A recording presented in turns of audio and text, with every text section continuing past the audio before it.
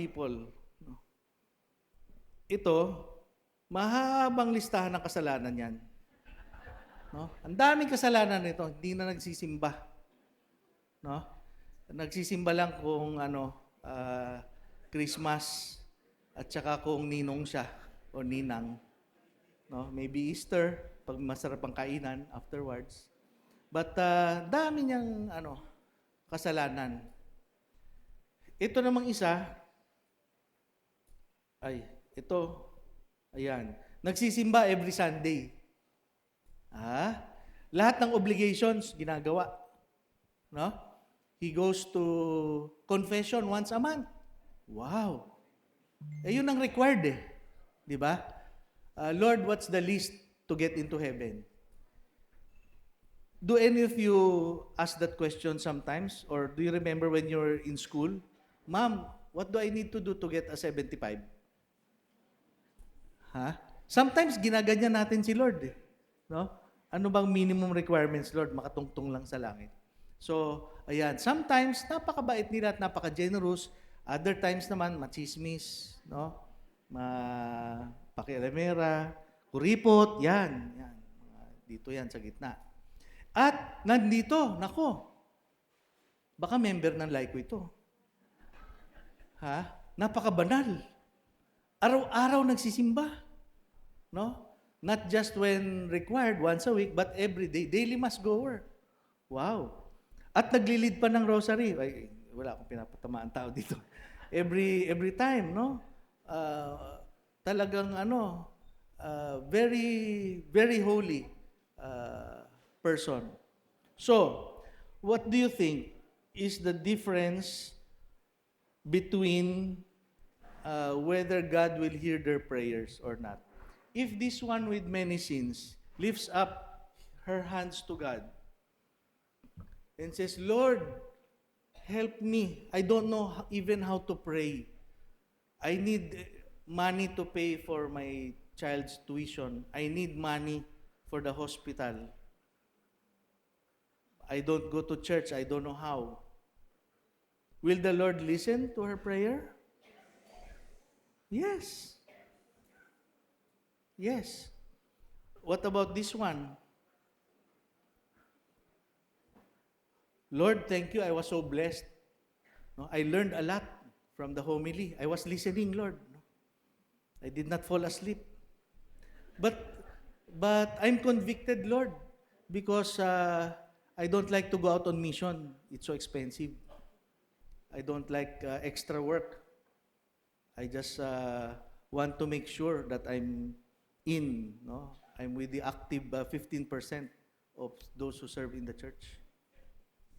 Will the Lord hear his or her prayer? Yes. Of course. Of course.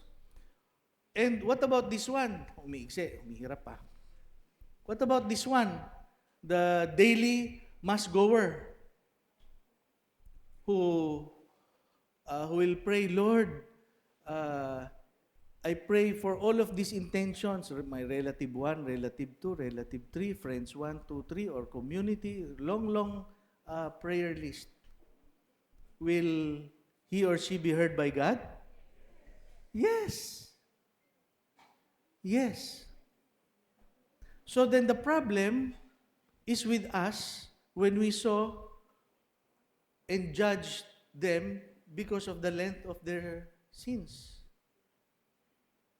But if they pray to God and God looks at them, He sees the same. They're His children. We are all children of God. Amen? Pero Brother Mars, niloloko mo lang kami. No? So, when the one with long list of sins goes to God, the Lord will say, I forgive you. Come. Fellowship. Here's what you need. I will provide for your needs. I promise it. Claim it in Scripture. And for the Sunday mass goer, the Lord will say, keep it up. Keep it up.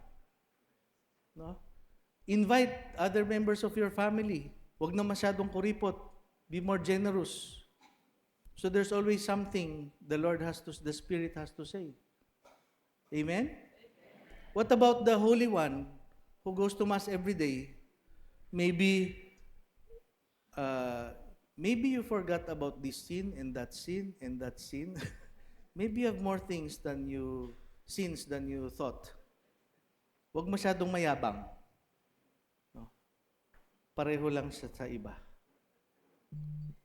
So pantay sila sa mata ng Diyos. Amen? So let us pray and ask that we receive and have more of the heart of God, so that when we look at one another, we are fellow lay organizations, but sometimes there's competition among us. Diba?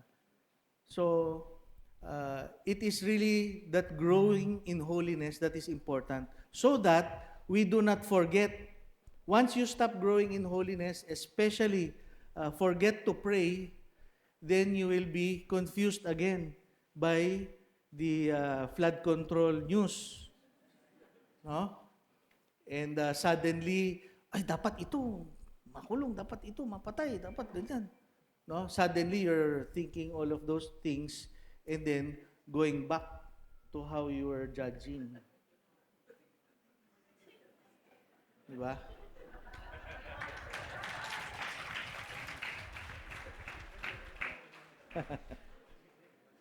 It's just my props.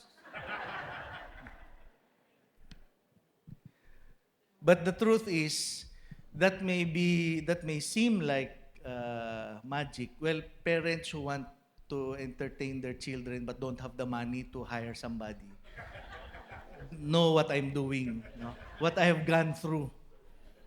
But God, no, the lesson behind it is the truth. It is not a trick, it is not magic. God is the God of the impossible. God is the caretaker of our church. It's either we want to be in it or not a part of it, but the church will continue. The church will go on. No? So the challenge is for us. Will we step up, level up, and work together with one another? No? Work together with one another, as well as with the clergy.